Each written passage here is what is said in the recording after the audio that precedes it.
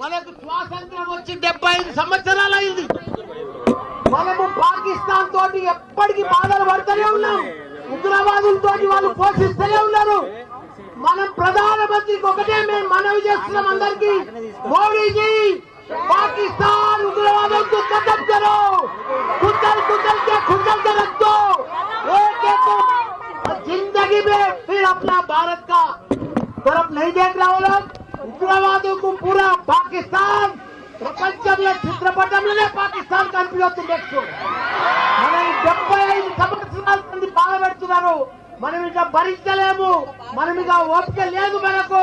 మన సైనికులు మన ఎంతో మంది ప్రాణాలు కోల్పోయారు.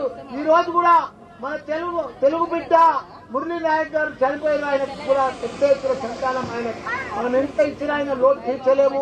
ఆయన కుటుంబానికి కూడా చెప్తున్న మనం మాత్రం ఇప్పుడు వదిలేదే లేదు. మన భారత సైనికులకు మొత్తం ధైర్యంగా మేము డాక్టర్లము, ఇంజనీర్లము, ప్రొఫెసర్లము, లీడర్లము, మా టీఆర్ఎస్ పార్టీ మొత్తం మీకు మద్దతు ఇస్తుంది. మీరందరూ కూడా పోరాడి